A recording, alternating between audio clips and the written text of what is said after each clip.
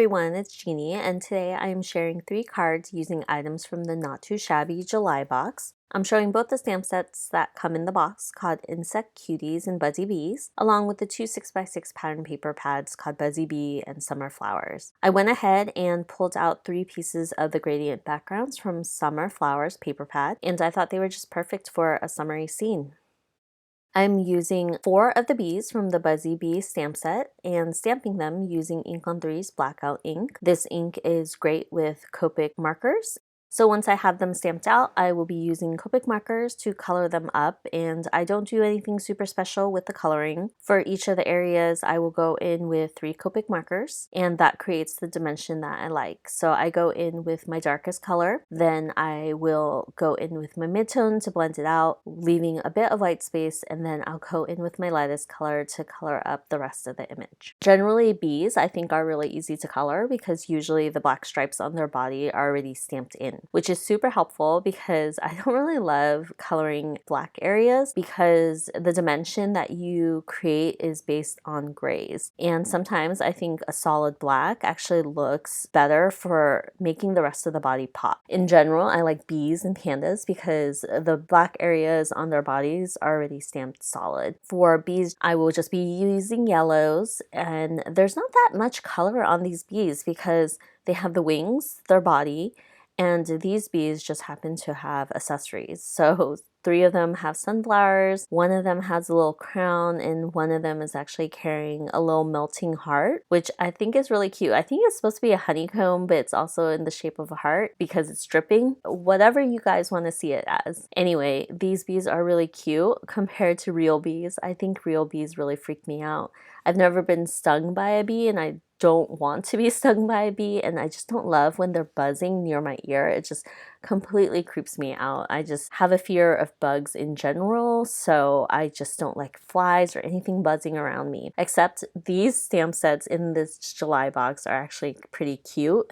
So I'm okay when they are on paper and for card making. If you guys aren't aware, Not Too Shabby has a box every month, and it's a card kit. So they have a stamp set, they have pattern paper, they have die cuts and embellishments that come in each box.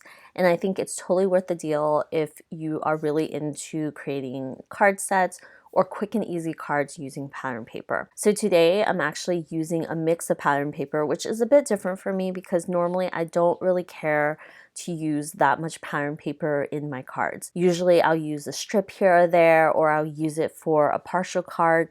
It's rare for me to use pattern paper for an entire card unless it's a really good one. The 3 gradient backgrounds that I had picked from the Summer Flowers paper pads actually are very similar to card backgrounds that I would create either with ink blending or watercoloring, and so I was just drawn to them. I'm really happy with how these cards came out, and hopefully it'll inspire you guys to also use pattern paper for your cards instead of hoarding them, which is something that I have done in the past, and I've slowly started to let go of the pattern paper that I just don't really use. With these 4 bees, I'm actually creating 3 cards, and lately anytime that I create cards, I try to do multiple cards at the same time, and either it's for card sets or I will be donating them at the end of the year to senior centers or anyone who are accepting donations of cards. For these bees, they have little accessories. I like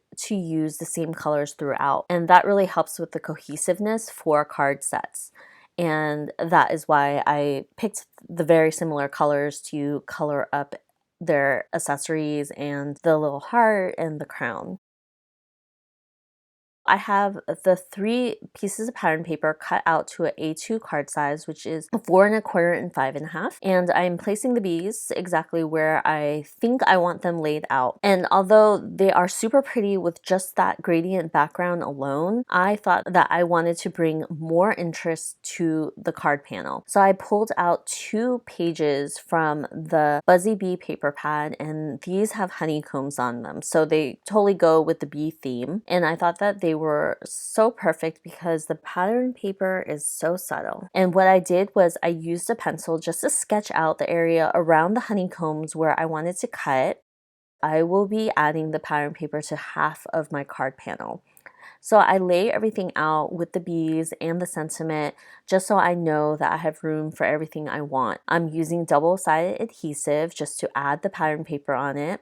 And once I add the pattern paper to my card panel, I will trim off the excess because they are 6x6, so they are a little bit bigger than a normal A2 card. Once I do that, I'll take it to my paper trimmer and trim down the paper. Normally I never mix pattern paper, but I thought that this would work really well. Although the gradient background is just so pretty, I thought it just needed something a little extra, and this was the perfect touch. Usually for patterns on paper, I tend to only use a portion of it. Either it will be a stripe here or there, or maybe half the card. So it's really rare for me to use a piece of pattern paper for an entire background, just because I really want someone who's looking at the card to focus on the images that go with the card. And in this case, these bees are actually really cute, so I wanted the focus to be on them. And by putting them on the gradient watercolor page, it made it pop way more than if I were to put the bees on top of the pattern paper itself. I chose to use liquid adhesive for these bees because there are really small areas like their antennas that you want to make sure get glued down so they don't come up or get folded when you put them in an envelope.